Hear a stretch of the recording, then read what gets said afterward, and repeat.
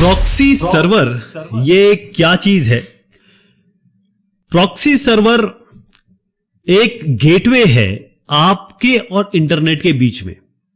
तो साहब ये बीच में आने की इनकी जरूरत क्या है? क्यों ये प्रॉक्सी सर्वर यहां पर आते हैं? हमें क्या जरूरत पड़ती है? तो इसको एक एग्जांपल से समझाता हूं कि यहां पर आप हैं मिस्टर ए, यहां पर आपकी चाहत है, जिसको आप मोहब्बत करते हैं, प्यार करते हैं, वो है मिस बी। अब आप चाहते हैं कि इनसे बात करें, लेकिन आपको ये डर है कहीं ये मना ना कर दें, कहीं ये झापड़ वापड़ ना मार दें। तो आपको तमाम चीजें हैं दिमाग में कि भाई डायरेक्ट तो मैं डील नहीं कर सकता। तो आप क्या करते हैं, एक कॉमन फ्रेंड, जो कि कॉमन फ्रेंड आपका सी हो गया, उससे कहते हैं कि साहब एक काम करो, जरा ये बी के पास चले जाओ और मेरे दिल की बात रख दो, या एक कागज आप दे देंगे कि भाई इनको बता दो कि मैं मोहब्बत करता हूं। तो अब जब सी जाएंगे बी के पास, तो हो सकता है कि बी, क्योंकि सी तो ए नहीं है, सी तो नहीं कह रहे कि भाई मैं आपसे मोहब्बत करता हूं, ये इनका पैगाम लेके आए हैं कि ये ए कह रहे हैं कि आपसे मोहब्बत करते हैं। तो ना तो इनको झापड़ पड़ेगा, ना तो कोई ऐसी बात होगी, और अगर ये हां करती है तो पता चल ही जाएगा, और ना करती है तब भी पता चल जाएगा। तो ये एक तरीके से बचे रहेंगे, इनको पता चल जाएगा कि ये मोहब्बत करती है कि नहीं करती है। तो सारी कहानी प्रॉक्सी सर्वर की यही है। प्रॉक्सी सर्वर को आप सिस्टम कह सकते हैं, एक सर्वर कह सकते हैं। सर्वर मतलब जहां पर बहुत सारी चीजें आप रखते हैं, यानी कि हाई रिसोर्स, जहां पर वेबसाइट भी रखते हैं उनको वेब सर्वर कहते हैं। तो सर्वर हो गया, या फिर इसको राउटर कह सकते हैं आप। ये है, यहां पर आप हो गए क्लाइंट, ये जो बी है ये हो गए इंटरनेट या फिर नेटवर्क, प्रॉपर नेटवर्क पूरा का पूरा। ये जो सी है ये आपके प्रॉक्सी सर्वर हो गए। तो आपके और इनके बीच में, ये जो बीच में आए हैं, इनको हम प्रॉक्सी सर्वर कहने लगते हैं। तो ये इंटरमीडिएटरी हो गए। तो होता यह है कि आपकी सारी जो कम्युनिकेशन है, सारी बातचीत जो है, वो डायरेक्ट इंटरनेट से ना होके क्लाइंट की, वो किसके थ्रू होगी? वो प्रॉक्सी सर्वर, यानी कि आपके जो दोस्त हैं या जो सी यहां मैंने बताया साहब, उनके थ्रू होगी। तो बेसिक काम प्रॉक्सी सर्वर का यही है कि आपका डायरेक्ट कनेक्शन ना हो, यानी एक क्लाइंट का इंटरनेट रिसोर्सेज से, वेबसाइट से या ऑनलाइन कंटेंट से डायरेक्ट एक्सेस ना हो। ये प्रदान करता है बीच में एक क्या कहेंगे कि दीवार कह सकते हैं, या फिर एक छन्नी कह सकते हैं, जो आपका प्रॉक्सी सर्वर है।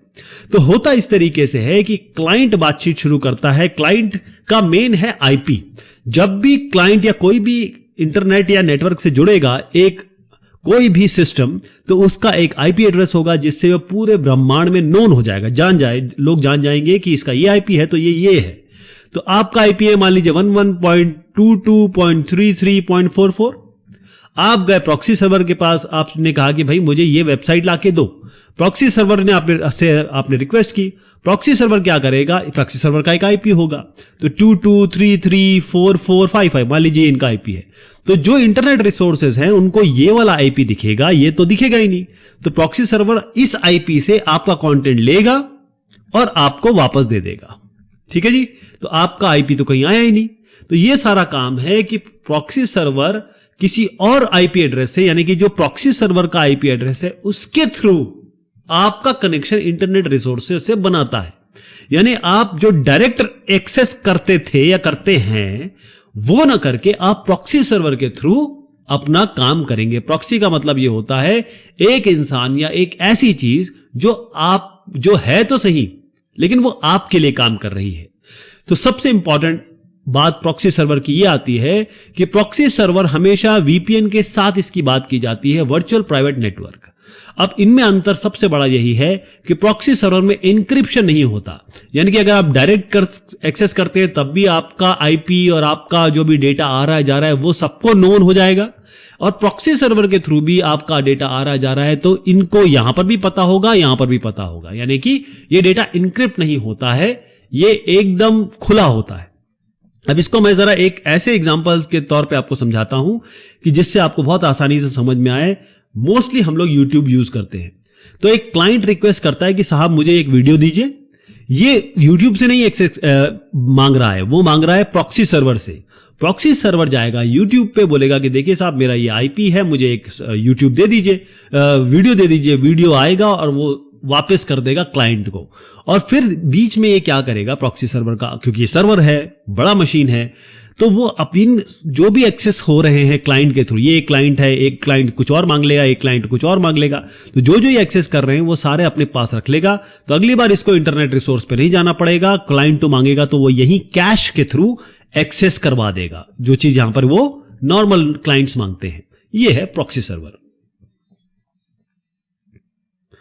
प्रॉक्सी सर्वर का इस्तेमाल क्या है, प्रॉक्सी सर्वर को कब इस्तेमाल करना चाहिए?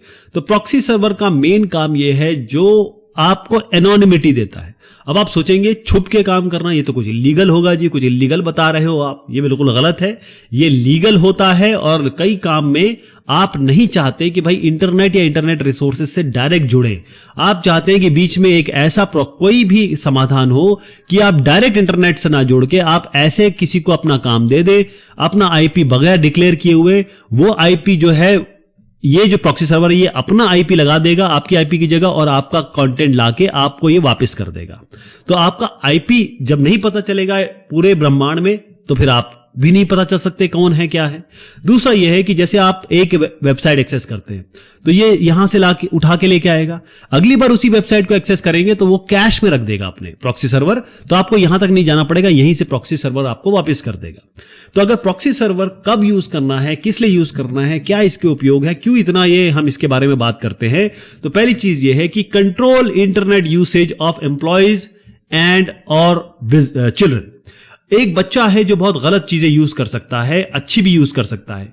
एक एम्प्लॉय आपका पैसा लेके म्यूचुअल फंड में पैसा डाल रहा है या फिर इस वेबसाइट को एक्सेस कर रहा है जो कि आप नहीं करवाना चाहते, तो उसके लिए आप प्रॉक्सी सर्वर का इस्तेमाल कर सकते हैं ताकि ये बैर हो जाए, इन वेबसाइट्स को रोक सकते हैं आप प्रॉक्सी सर्वर्स के लेवल पे।